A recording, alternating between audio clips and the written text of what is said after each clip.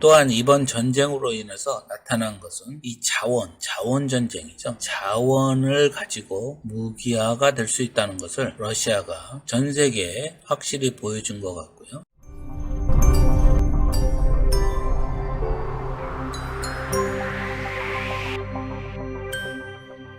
여러분 안녕하세요. 오늘은 마켓이 소폭 상승하면서 마감했는데요. S&P는 12포인트 정도 올랐고 다우와 나스닥은 50포인트 정도 오르면서 마감했습니다. 오늘 방송을 통해 여러분들과 나누고 싶은 생각은 과연 이 시점에서 주식시장, 특히 미국 주식시장에 투자하는 것이 괜찮을까 하는 생각이고요. 무엇들이 투자의 걸림돌이 될 수 있는지 우리들이 한번 살펴보고 또 앞으로 나아가는 투자의 방향을 좀 가늠해 보기 위해서 이렇게 방송을 합니다. 지금 현재 투자의 환경에서 좀 어려운 점들이 여러 가지 있는데요. 여러분들도 잘 아시다시피 전쟁과 인플레이션, 그리고 경제적인 각축전이 있고요. 또 잘 아시다시피 환경에 대한 근심 걱정이 또 많이 있는 편입니다. 미디어에서 서로 앞다퉈서 전문가들을 대동하고 지금 방송을 쏟아내고 있는데요. 또 한쪽으로는 오늘 야후에서는 특히 재밌는 게 쓰레기가 움직이는 물동량이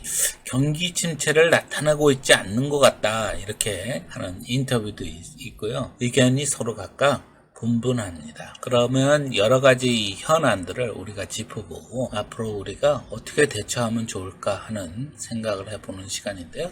현재 현안들 중에서 아무래도 가장 신경 쓰이고 큰 문제는 러시아의 우크라이나에 대한 침공이 아닌가, 이 전쟁이 언제 끝날 것인가, 전 세계적인 관심이 쏠려 있죠. 더욱이 우크라이나 밀 생산이 전 세계적으로 식량에 대한 위기를 불러올 만큼 관심사이기 때문에 더욱 그런 것 같습니다. 또한 이번 전쟁으로 인해서 나타난 것은 이 자원 전쟁이죠. 자원을 가지고 무기화가 될 수 있다는 것을 러시아가 전 세계에 확실히 보여준 것 같고요. 우리가 그동안 세계화라는 이름하에 여러 나라가 분업하듯이 서로 협력하는 상황이었는데 한순간 이렇게 패러다임 자체가 변하는 그런 상황이지 않는가 하는 생각입니다. 두 번째 포인트는 인플레이션이죠. 인플레이션은 왜 생겼느냐? 글쎄요, 많은 사람들이 전쟁 때문에 인플레이션이 생겼다, 또는 코비드 때문에 인플레이션이 시작됐다, 또 더 나아가서는 이 전 세계적으로 지금 무제한으로 풀렸던 공적 자금이 문제의 베이스에 깔려 있다 하는 건데요. 전 세계적으로 인플레이션이 오르고 있는 상황에서 특히 유럽에서는 우크라이나와의 전쟁 때문에 러시아를 통해서 확보하고 있던 이 에너지의 문제가 있어서 유럽이 조금 더 힘든 상황이고요. 이런 힘든 와중에 미국처럼 공격적으로 이자율을 올리지 못해 유로화까지 떨어지는 어려움도 있는 것 같습니다.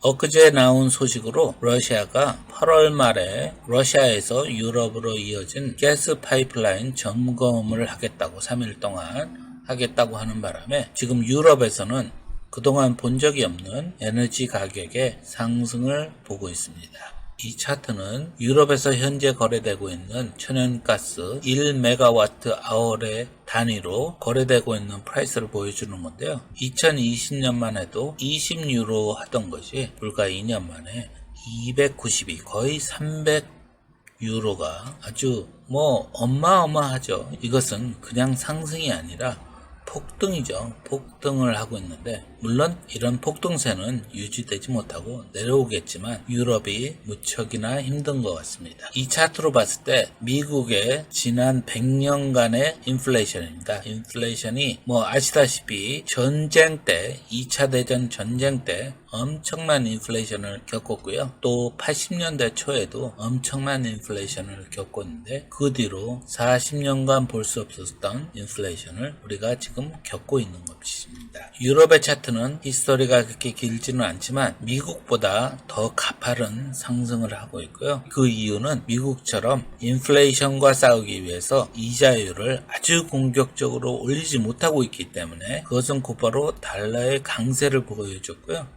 유로가 $1 밑으로 떨어지는 상황을 맞이했습니다.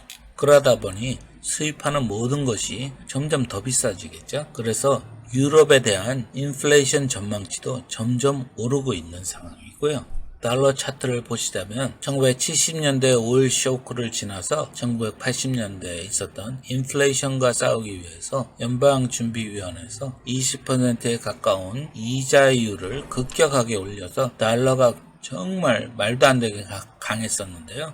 2000년대도 달러가 많이 강했습니다. 지금 현재에도 그동안 20년 동안 볼 수 없었던 강세에 놓여 있고요. 특히 이 원달러 강세도 97년도에 한국이 겪은 IMF 때와 또 2008년도에 겪었던 달러의 강세를 지금 겪고 있는데요. 걱정스러운 것은 오래된 이 탑을 깨고 올라갔다는 상황이고요. 이 원화 약세, 달러의 강세가 좀 한동안 진행되지 않을까 하는 걱정이 있습니다. 현재 미국에서 거래되고 있는 천연가스도 역시 급격한 폭등을 하고 있습니다. 이것은 원유 차트인데요. 원유가 여러분들도 잘 아시다시피 코비드에 의해서 수요가 없어지니까 많이 내려가고 있었는데 그때 아주 웃지 못할 사건이 있었죠. 원유가 제로선 밑으로 떨어지는 거저주겠다 하는 거죠. 원유가 많아지니까 이 저장할 탱크도 없었습니다. 그때 당시. 그래서 아주 짧은 순간이지만 원유가 제로 밑으로 내려가는 웃지 못할 사건이 있었고요. 그 이후로 오펙에서 감산을 통해서 원유가를 끌어올리고 있는 상황에서 특히 2월 달에 있는 이 우크라이나 전쟁 때문에 원유가가 130달러까지 올라가는 경제에 위협이 되는 그런 상황이었는데 이런 고유가 상황을 타개하기 위해서 미국에서는 전략적 재고도 풀고 원유 회사,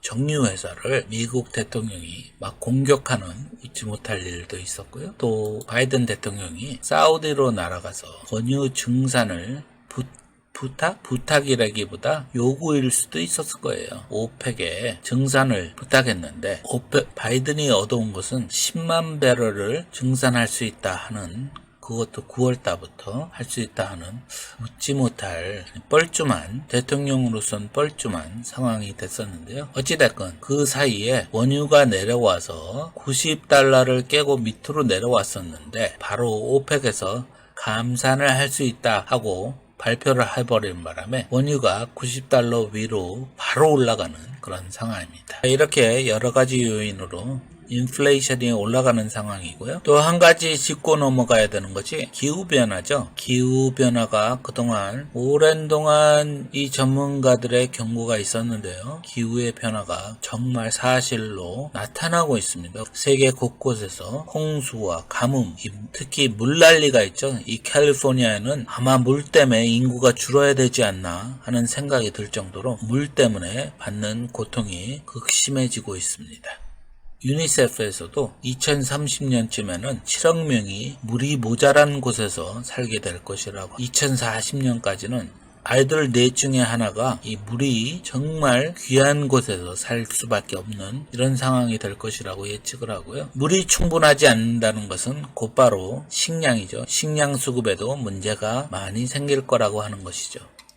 벌써 이미 세계 곳곳에서 이 엑스포트 밴, 그러니까 수출 금지 품목이 늘어나고 있습니다. 그 나라도 늘어나고 품목들도 늘어나고 있습니다. 자기네 먹을 거, 자기네가 쓸 것도 없다는 얘기죠. 그만큼 모자라고 있다는 얘기겠죠. 물론 일시적인 상황이겠지만 결과적으로는 이렇게 물 부족과 기후 변화가 점점 심화된다면 식량이 모자라고 물이 모자란 이 상황들이 어느새 우리 생활 속에 배어들 수 있다는 것이죠. 또 중요한 한 가지는 중국과의 마찰입니다. 전 세계적으로 중국이 지금 마찰을 빚고 있는데요. 사실 억울한 점도 있습니다. 중국으로 봤을 때. 그동안 중국을 비롯한 개발도상국에서 싼 임금으로 물건을 만들어줬기 때문에 그 많은 공적 자금을 풀었음에도 인플레이션이 나타나지 않고 있었는데요. 그러다 보니 중국의 힘이 걷잡을 수 없이 커지는 것을 보고 미국과의 마찰이 시작됐는데요. 트럼프 대통령이 이제 본격적으로 시동을 걸었지만 그 트럼프 대통령이 했던 이 관세 전쟁은 별 효과가 없었습니다. 그러다 보니 이제 전 세계적으로 편을 갈라서 지역 패권주의로 가고 있는 상황이죠. 중국과의 마찰이 점점 심화되면서 그동안 풀어놓았던 이 인플레이션이 바로 우리에게 나타나기 시작하는 것이죠. 이런 시점에서 우리의 투자는 어디로 가야 될까? 이런 상황에서 우리가 조심해야 되는 것들이 무엇이 있을까요? 일단 회사가 적자인 상황, 아무리 잘하고 있는 회사라도 적자인 상황이 이렇게 높은 금리에서 살아남을 수 있을까 하는 그런 점들을 조심해야 되겠죠. 두 번째는 사양 산업들을 우리가 조심해야 되고, 또 우리가 이야기 나눴던 많은 문제점에 살아남을 수 있는 회사들을 우리가 찾아내야 되겠죠. 하이텍이 주도를 할 것이고, 왜냐하면 기술의 발전이 있어야 적은 양의 물로 흑화되는 기후에 우리가 싸울 수 있는 기술이 있어야 되기 때문에 기술 산업은 계속 갈 겁니다. 그렇다고 모든 기술주가 좋다는 것이 아니고, 이렇게 놓여있는 문제들을 잘 헤쳐나갈 수 있는 회사, 그런 회사들을 집중적으로 찾아봐야 되겠습니다. 다음번에는 이 인플레이션과 이 세계에서 일어나는 마찰들을 좀 더 자세히 보고요. 우리가 투자할 수 있는 방향과 투자할 수 있는 종목들에 대해서 한번 얘기를 나눠보고자 합니다. 여러분들도 우리에게 놓여있는 이런 많은 어려운 상황들 속에서도 잘할 수 있는 회사, 앞으로의 투자 방향에 대해서 아이디어가 있으시면 댓글로 많이 남겨주셔서 우리 모두 좀 더 준비가 될 수 있으면 합니다. 지금 여러 매체에서 서로 앞다퉈서 절망적이라고 할 만큼 자극적인 보도를 하는데요. 너무 현혹되지 마시고, 물론 어렵습니다. 어렵지만은 이런 속에서 공부를 더 많이 해서 투자에서도 성공을 하시길 바라겠습니다. 그럼 구독과 좋아요도 역시 부탁드리고요. 영상이 마음에 드셨다면 주위 분들과도 공유를 해주시길 부탁드리겠고요. 저는 다음 영상에서 또 인사드리기로 하고요. 여러분들 좋은 하루 되시고 건강한 하루가 되시길 기원하겠습니다. 감사합니다.